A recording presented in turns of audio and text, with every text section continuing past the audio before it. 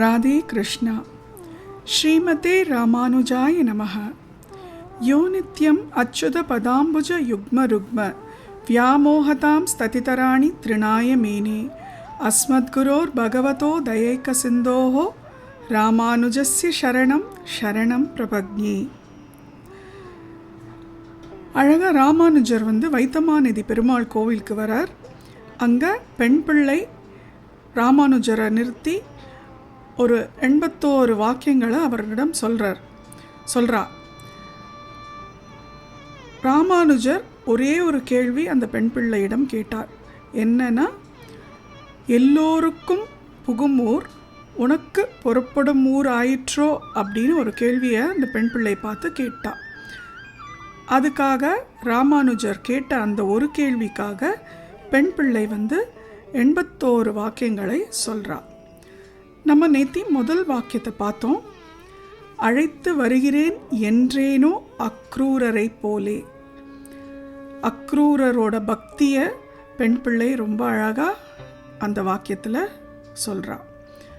இப்போ அடுத்த வாக்கியம், அகம் ஒழித்து விட்டேனோ விதுரரை போலே.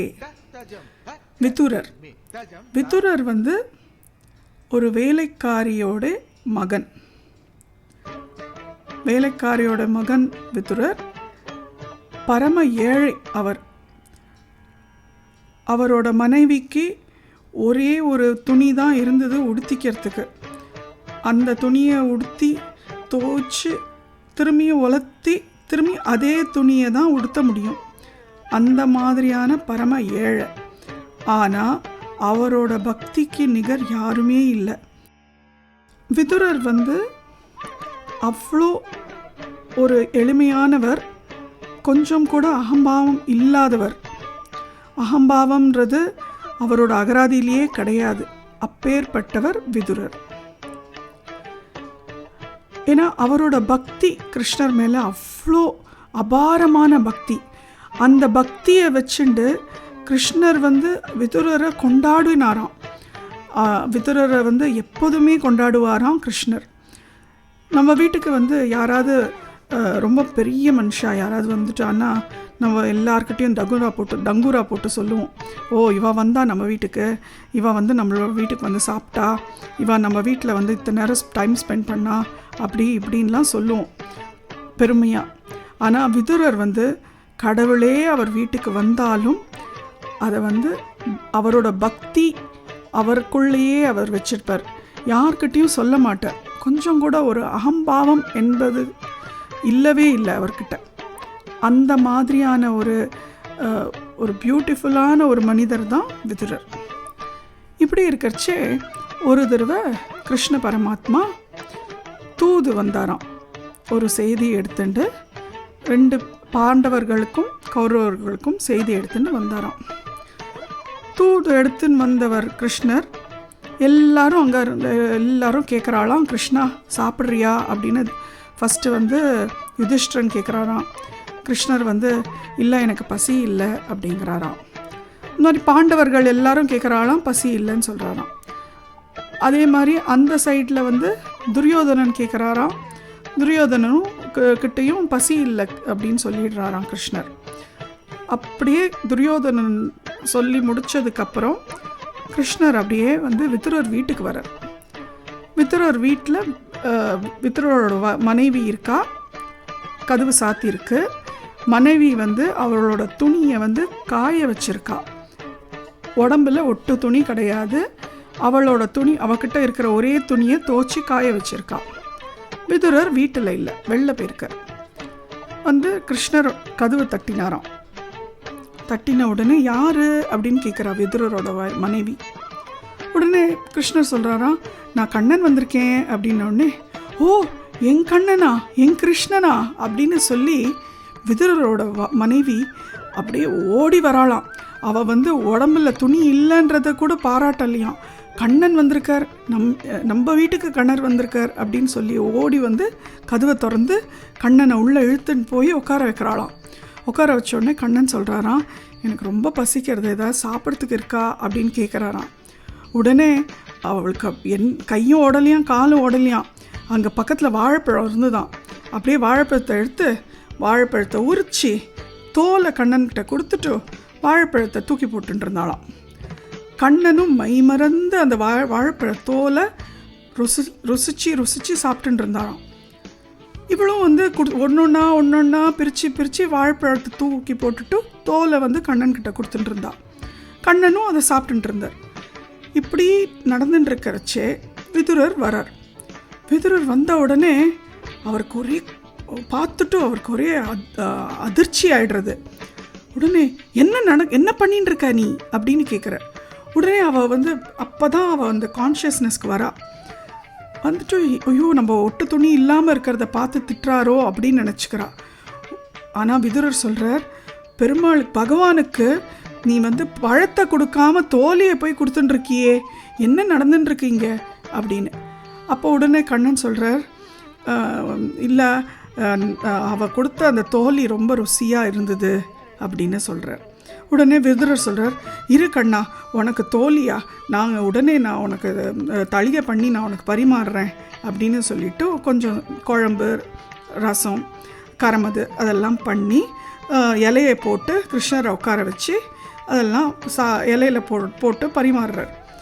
கிருஷ்ணர் சாப்பிடுச்சு. ஆனால் முகத்தில் வந்து ஒரு வாட்டம் இருந்தது கிருஷ்ணரோட முகத்தில். உடனே விதுரர் கேட்குறார், ஏதாவது சமையலில் ஏதாவது குறைபாடுகள் இருக்கா, உப்பு புளி ஏதாவது கம்மியாக இருக்கா, ஏன் உன்னோட முகத்தில் வாட்டம் இருக்குது அப்படின்னோடனே கிருஷ்ணர் சொல்கிறார், என்னதான் இருந்தாலும் உன்னோட மனைவி வாழைப்பழ தோலை வந்து அப்படி அன்போடு கொடுத்ததில் சாப்பிட்ட அந்த ருசி இந்த சாப்பாட்டில் இல்லை விதுரா அப்படின்றாராம். அப்பேற்பட்ட ஒரு பாக்கியம் விதுரருக்கு. ஏன்னா விதுரர் வீட்டுக்கு வந்து கிருஷ்ணர் சாப்பிட்றார். அந்த தோலியை சாப்பிட்டாலும் அந்த பக்தி, அவள் பண்ணுற அந்த பக்தி அவ்வளோ அப்பேற்பட்ட பக்தி. அந்த பக்தியை தான் வந்து பெண் பிள்ளை சொல்கிறா இந்த கதையில். இன்னொரு சந்தர்ப்பத்தில் விதுரர் வீட்டுக்கு வராராம். இது வந்து கார்த்தால நேரம். கிருஷ்ணர் அந்த பக்கமாக போயின்னு இருக்கார். விதுரர் வீட்டு வழியாக போகிறச்சே விதுரரை பார்த்துட்டு விதுரர்கிட்ட கேட்குறார், ஏதாவது சாப்பிட்றதுக்கு இருக்கா விதுரா அப்படின்னோடனே அப்போ தான் விதுரர் வந்து கார்த்தால் அந்த பழைய சாதம் கஞ்சி இருக்கும் இல்லையா, அந்த கஞ்சியை வந்து ஒரு மண் பானையில் வச்சுட்டுருக்காராம் சாப்பிட்றதுக்காக.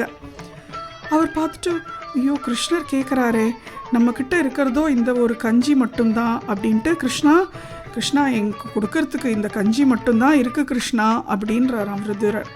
உடனே கிருஷ்ணர் சொல்கிறாராம், கஞ்சியா, எனக்கு அது ரொம்ப பிடிக்குமே, எனக்கு கூட அப்படின்ன உடனே எனக்கு வெள்ளி டம்ளர் கூட இல்லை கிருஷ்ணா உனக்கு கஞ்சி கொடுக்கறதுக்கு அப்படின்னா, எப்படி சாப்பிடணுமோ அப்படி தான் சாப்பிடணும், கஞ்சியை கையால் தான் சாப்பிடணும், நீ எனக்கு கஞ்சியை வந்து குத்து, நான் கையை இப்படி பிடிச்சிட்டு நான் வந்து வாயில் வச்சுட்டு நான் சாப்பிட்றேன் அப்படின்னு சொல்லி கை ரெண்டுத்தையும் இப்படி குவிச்சு வாய்க்கிட்ட வச்சுக்கிறாராம் கிருஷ்ணர். அந்த கஞ்சியை விதுரர் குத்துறாராம். குத்தரிச்சு அழகாக நக்கி கிருஷ்ணர் வந்து அந்த கஞ்சியை சாப்பிட்றாராம். சாப்பிடுச்சே கீழே அந்த விரல் நடுவில் இருக்கிற இடுக்குலேருந்தெல்லாம் அந்த கஞ்சி வந்து கீழே வழியறதான். வழிஞ்ச உடனே கிருஷ்ணருக்கு, ஐயோ இவ்வளோ டேஸ்டியான ஒரு கஞ்சி கீழெல்லாம் வழியக்கூடாதேன்ட்டு அவரோட இன்னொரு கைகள், கிருஷ்ணருக்கு வந்து நிறைய புஜங்கள் இருக்கு இல்லையா, அந்த இன்னொரு கைகள் பின்னால் இருக்கிற கைகளை எடுத்துன்னு வந்து அதை இந்த கைக்கு கீழே கொடுத்து அந்த கஞ்சி வழியாமல், ஃபுல் கஞ்சியும் கீழே வழியாமல் அவர் சாப்பிட்றாராம். இந்த மாதிரி விதுரரோட அன்புக்கு கட்டுப்பட்டவர் கிருஷ்ணர். ஏன்னா விதுரருக்கு இருக்கிற அந்த பக்தி கொஞ்சம் கூட அகம்பாவம் இல்லாத பக்தி. இந்த விஷயத்தை தான் பெண் பிள்ளை வந்து ராமானுஜருடன் சொல்கிறாளாம், அகம் ஒழித்து விட்டேனோ விதுரரை போலே அப்படின்னு. ஸோ இதில் வந்து என்ன விஷயம்னா, அகம்பாவம்ன்றது மனிதருக்கு ரொம்பவே கெடுதலான ஒரு விஷயம். அதை வந்து ரொம்ப அழகாக விதுரர் வந்து நமக்கு இந்த ஸ்டேட்மெண்ட்டில் சொல்லி கொடுக்குறார். நம்மெல்லாம் காசிக்கு போகிறோம், காசிக்கு போயிட்டு எல்லாரும் கேட்பா, காசிக்கு போனீங்களே என்ன விட்டுட்டு வந்தீங்க அப்படின்னு கேட்பா. எல்லாம் அவாவா, நான் இந்த ஸ்வீட்டை விட்டேன், இந்த பழத்தை விட்டேன், இந்த காயை விட்டேன், இந்த இலையை விட்டேன்லாம் சொல்லுவாள்.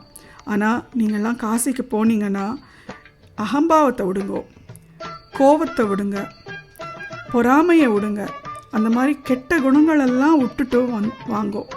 இந்த பழத்தை விடுறதோ இல்லை காய விடுறதோ இதெல்லாம் வேண்டாம். அகம்பாவம் இந்த மாதிரியான கெட்ட குணங்களை காசியில் விட்டுட்டு வாங்கும். அதுதான் கடவுளுக்கு ரொம்ப உகந்தது. இந்த விஷயத்தை தான் பெண் பிள்ளை அழகாக ராமானுஜரிடம் சொல்கிறா. சொல்லிட்டோ, விதுரரை போல அகம்பாவம் இல்லாமல் நான் இருக்கேனா? இல்லையே சுவாமி. அடியாள் மொசல் புழுக்க சுவாமி.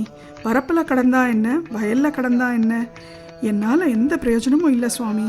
அதனால தான் நான் இந்த ஊரை விட்டே போகிறேன் சுவாமி அப்படின்றாளாம். அகம் ஒழித்து விட்டேனோ விதுரரை போலே. ராதே கிருஷ்ணா. ஸ்ரீமதே ராமானுஜாய நமஹ.